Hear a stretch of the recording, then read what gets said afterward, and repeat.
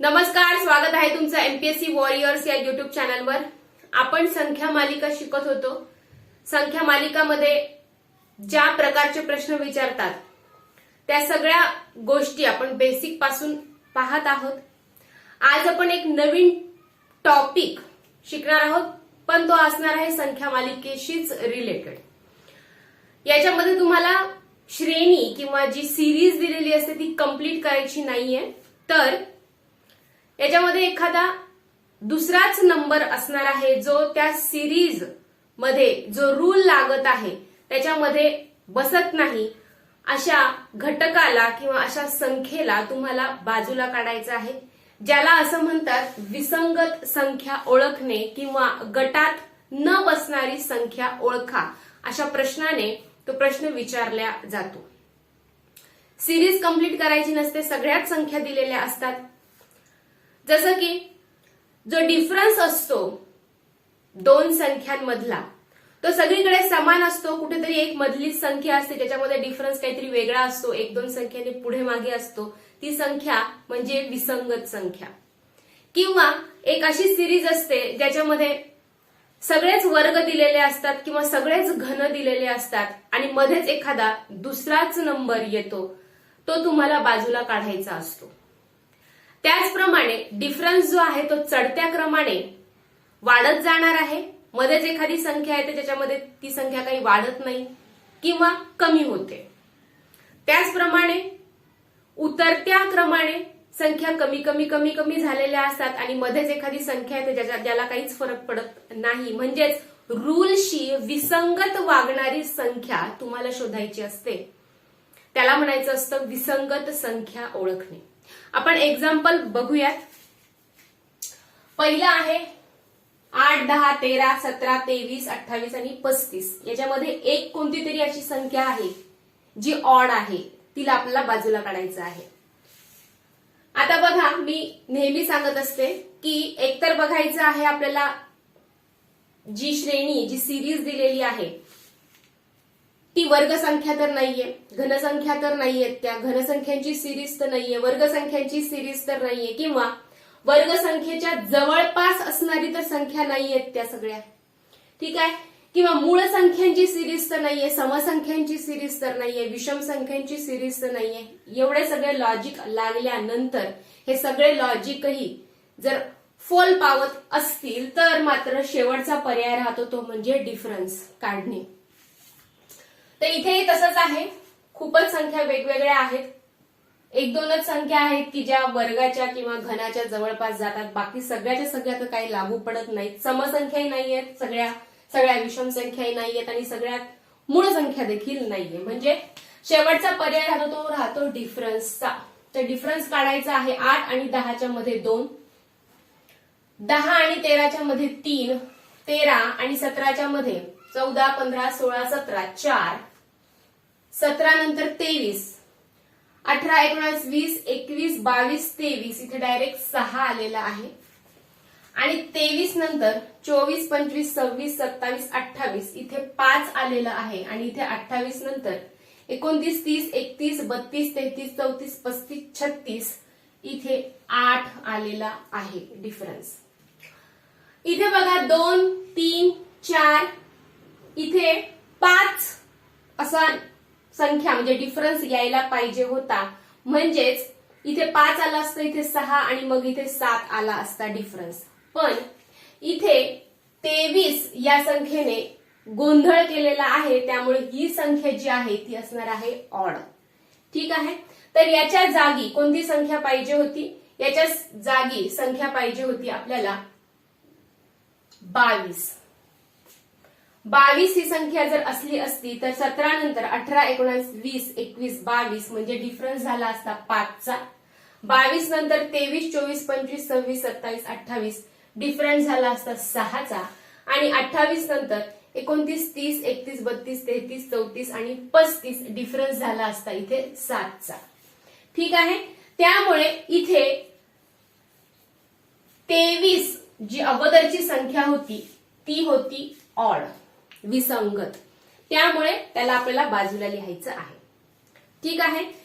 नंतरचं एक्झाम्पल बघा, 27, 16, 25, 26, 36, 49 आणि 64. आता जर नीट बघितलं तर 16, 25, 36, 49 आणि 64 ह्या काय आहेत? वर्ग आहेत. हे कोणाकोणाचे वर्ग आहेत? हा आहे 4चा वर्ग, हा आहे 5चा वर्ग, हा आहे 6चा वर्ग, हा आहे 7चा वर्ग आणि हा आहे 8चा वर्ग.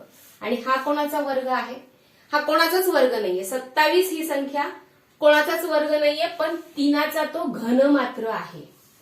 आणि ज्यावेळेस वर्गांची सिरीज दिलेली असेल तर हा नक्कीच ही संख्या जी असणार आहे ती विसंगत असणार आहे. म्हणून 27 इथे विसंगत किंवा गटात न बसणारी संख्या असणार आहे. अशाच पद्धतीने घनांची सिरीज दिलेली असेल आणि मध्येच एखादी संख्या वर्ग तुम्हाला दिसू शकते तर तुम्हाला तिला बाजूला काढायचं आहे. पुढचं गणित बघा. 3, 6, 18, 72, 361 आणि 2160.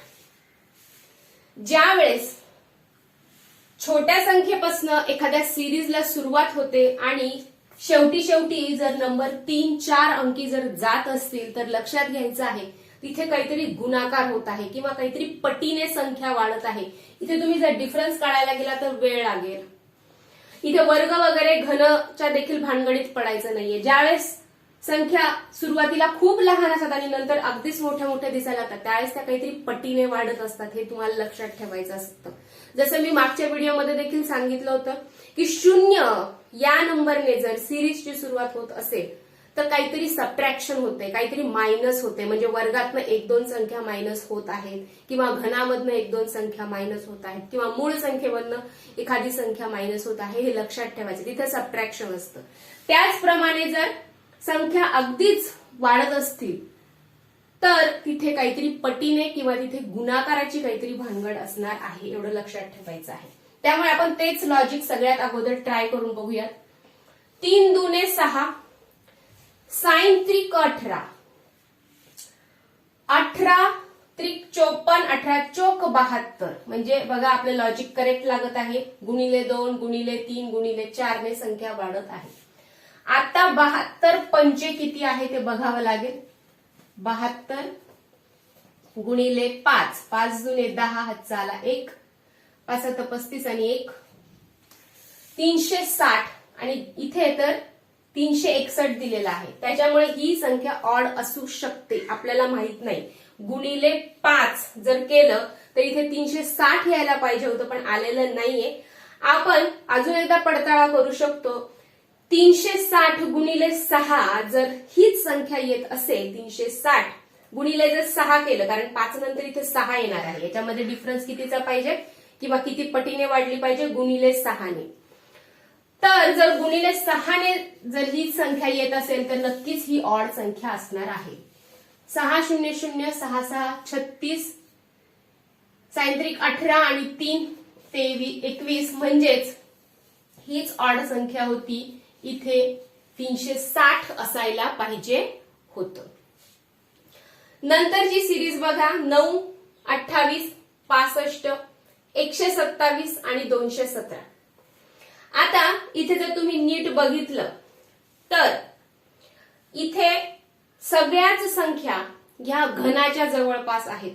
कोणाच्या तरी घनाच्या जवळपास आहेत. कोणाच्या घनाच्या जवळपास आहे? 2चा घन जो की 8 असतो त्याच्यामध्ये 1 ऍड केलेला आहे इथे म्हणजे 9. त्याच्यानंतर 3चा घन 27 त्याच्यामध्ये 1 ऍड केलेला आहे म्हणून आलेलं आहे 28. 4चा घन आणि अधिक 1. इथे आहे 5चा घन पण इथे अधिक 1 दिसत नाहीये. 5चा घन असतो 125 आणि 125 मध्ये जर 1 ऍड केलं तर 126 यायला पाहिजे पण इथे 2 ऍड केलेले आहेत. आणि पुढचा आहे 6चा घन अधिक 1. 216 अधिक 1 म्हणजे 217. म्हणजे हीच संख्या इथे ऑड आहे. याच्या जागी 126 असायला पाहिजे होतं. तर अशा पद्धतीने जरी तुम्हाला इथे वाटत असेल की गणित सोपे घेतलेलं आहे इथे फक्त तुम्हाला लॉजिककडे लक्ष द्यायचं आहे की उत्तर कसं काढायचं असतं. ठीक आहे. बघूयात पुढचा प्रश्न. 11, 31, 41, 51, 61 आणि 71. आता जर या संख्या सगळ्या बघितल्या तर त्या जवळपास सगळ्याच मूळ संख्या आहेत.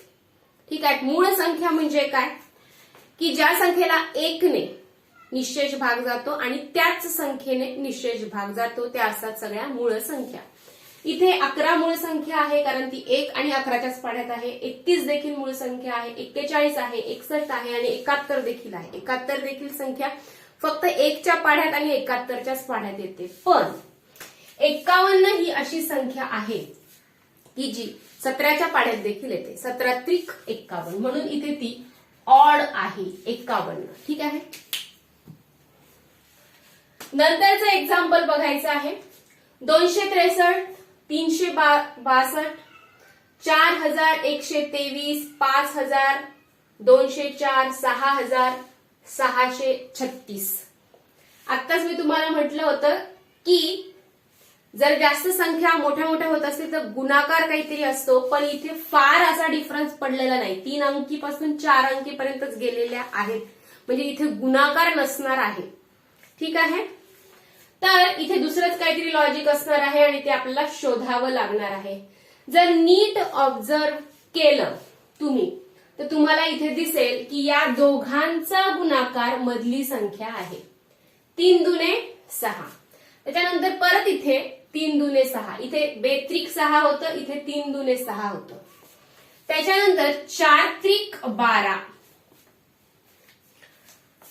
5 चोक 20 आणि इथे 6 6 36 पाहिजे होतं, पण त्याच्याऐवजी त्यांनी 63 लिहिलेलं आहे. त्याच्यामुळे इथे ऑड हीच संख्या असणार आहे. ठीक आहे. म्हणजे नुसत्याच मोठ्या मोठ्या संख्या असल्या की लगेच पटापट डिफरन्स करायला यायचं, काहीतरी गुणाकाराची पट करायची नाहीये. मध्ये बाजूच्या 2 संख्यांचा गुणाकार तर नाहीये, बाजूच्या 2 संख्यांची बेरीज तर मध्ये दिलेली नाहीये, बाजूच्या 2 संख्यांची वजाबाकी तर मध्ये दिलेली नाहीये ना. हे तुम्हाला चेक करायचं आहे. ठीक आहे. तर इथे 3 लॉजिक सांगितलेले आहे एकाच एक्झाम्पल मधून. दोघांचा गुणाकार असू शकतो, दोघांची बेरीज किंवा दोघांची वजाबाकी मध्ये दिलेली असू शकते. नंतरचे एक्झाम्पल आहे 900, 9000, 400, 1600, 40000 आणि 10000. त्याच्यामधला ऑड. आता सगळ्याच संख्या बघितल्या तर समसंख्या आहेत.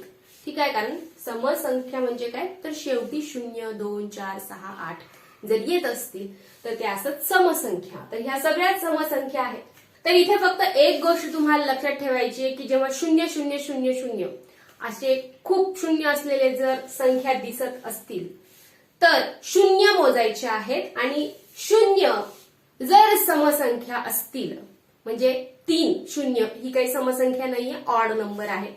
त्यामुळे ही इथे ऑड ठरत आहे, म्हणजेच ती पूर्ण वर्ग संख्या नसते.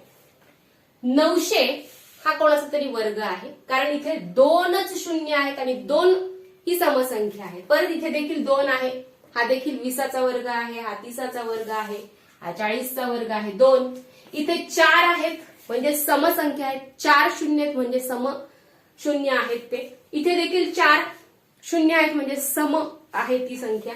पण इथे 3 असल्यामुळे हा नंबर इथे ऑड होणार आहे, विसंगत होणार आहे. हा कोणाचाही वर्ग असू शकत नाही जरी समसंख्या असली तरी. ठीक आहे. तर पूर्ण वर्ग संख्या नसणार आहे जर 0 हे जर ऑड येत असतील तर. ठीक आहे. नंतरचे एक्झाम्पल 327, 126, 411, 315, 125, 138, 513 आणि 125. आता इथे कोणतं लॉजिक असेल ते आपल्याला शोधून काढायचं आहे. इथे कोणाचा वर्ग आहे का, त्याचप्रमाणे कोणाचा घन आहे का, मूळ संख्या आहेत का, हे सगळं बघायचं आहे. त्याच्यानंतर जर डिफरन्स काढायचं ठरवलं तर मध्येच एक मोठी संख्या आहे, एक लहान आहे, मोठी आहे, परत लहान आहे, लहान आहे, लहान आहे, मोठी आहे, मध्येच लहान, म्हणजे डिफरन्सचाही काही इथे उपयोग होईल असं वाटत नाहीये.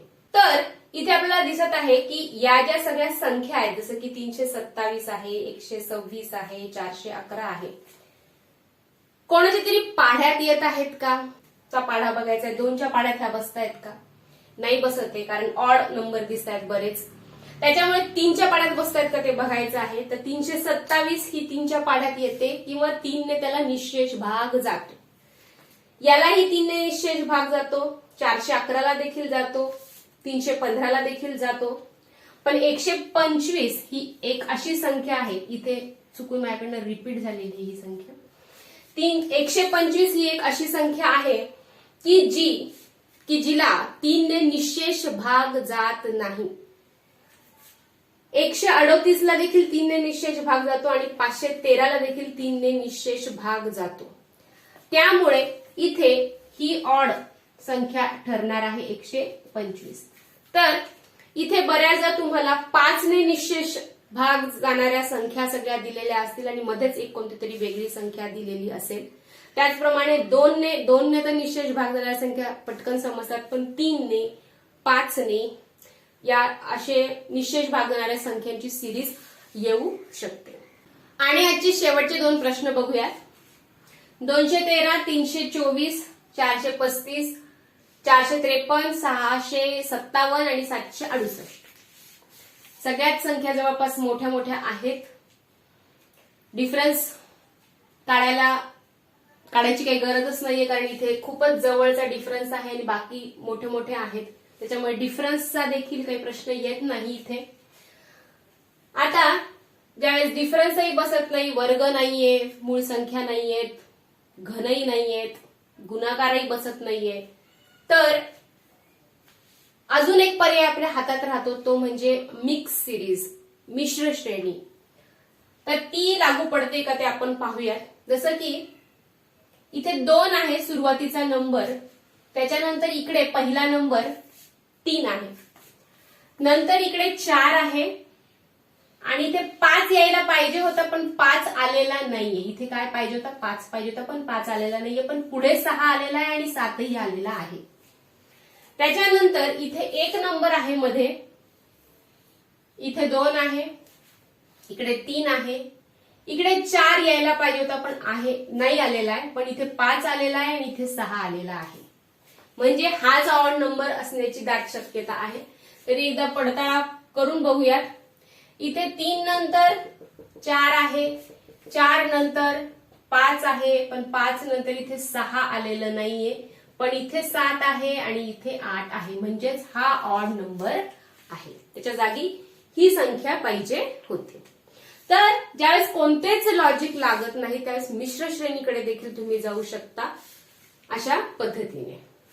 आणि शेवटचं एक्झाम्पल 3, 3, 8, 6, 15, 9, 25, 12, 35 आणि 15. ज्यावेळेस सुरुवातीलाच मी मागे पण एक असंच एक्झाम्पल घेतलं होतं, सुरुवातीला सारख्या जर संख्या दिसत असतील, मागे मी 1, 1, 1चं काहीतरी एक एक्झाम्पल घेतलं होतं, त्यावेळेस त्याच्यात देखील मिश्र श्रेणी असते. त्याच्यामुळे दुसरं लॉजिक लावायला जायचंच नाहीये, त्यावेळेस मिश्र श्रेणीच असणार आहे. त्याच्यामुळे तिथूनच आपण ट्राय करायला लागायचं आहे. तर आपण अगोदर ही बघूया, 3, 8, नंतर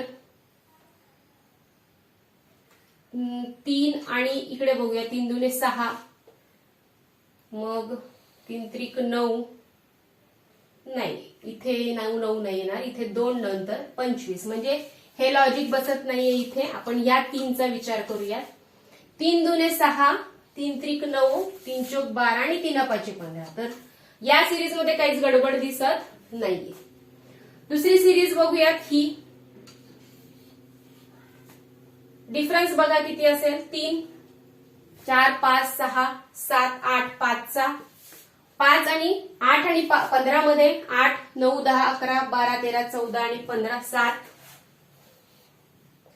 16, 17, 18, 19, 20, 21, 22, 23, 24 आणि 25. इथे 10चा आहे आणि इथे परत 26, 27, 28, 29, 30, 31, 32, 33, 34 आणि 35 परत इथे 10चा आहे. म्हणजे जर डिफरन्स जर बघितला तर 5, 7 आणि इथे 9 पाहिजे होता. इथे जर 24 जर संख्या घेतली तर इथे मात्र 15 नंतर डिफरन्स 9चा निघेल आणि मग पुढे 11चा निघेल. म्हणजेच ही ऑड होती. कोणती? 25 ऑड होती, त्याच्या जागी 24 ही संख्या पाहिजे होती. तर अशा पद्धतीने आपण विसंगत घटक ओळखणे किंवा विसंगत संख्या ओळखणे हा टॉपिक आज पाहिलेला आहे. याच्यामध्ये कोणकोणते लॉजिक लागू शकतात? सगळ्याच संख्या मालिकांमध्ये एकच लॉजिक लागतात, ते म्हणजे वर्ग आहे की नाही, घन आहे की नाही, त्याच्यानंतर मूळ संख्यांची सिरीज तर नाहीये ना, किंवा पटीने तर संख्या वाढत नाहीये, त्याच्यानंतर हातात ह्या पण जर लागत नसतील, हे पण लॉजिक जर लागत नसतील, तर मिश्र श्रेणी तर नाहीये, किंवा डिफरन्स तर नाहीये ना, हे सगळ्यात शेवटी तुम्हाला चेक करायचं आहे. ठीक आहे. आणि मागे एकदा सांगितल्याप्रमाणे जर शून्याने जर सिरीजची सुरुवात होत असेल तर काहीतरी सबट्रॅक्शन असणार आहे, आणि खूपच कमी संख्येपासून जर सिरीजची सुरुवात होत असेल आणि शेवटी खूप मोठ्या मोठ्या जर संख्या दिसत असतील तर काहीतरी गुणाकार होत आहे, एवढं लक्षात घ्यायचं आहे. त्याचप्रमाणे जर सारखे सारखे नंबर, समान नंबरच समोर सुरुवातीला दिसत असतील तर तिथे देखील मिश्र श्रेणी असण्याचे चान्सेस असणार आहेत. तर एवढ्या गोष्टी, एवढे लॉजिक तुम्हाला लक्षात ठेवायचे आहेत आणि प्रॅक्टिस करायची आहे संख्या मालिकांची. आपण भेटूयात पुढच्या व्हिडिओमध्ये नवीन टॉपिकसह. धन्यवाद.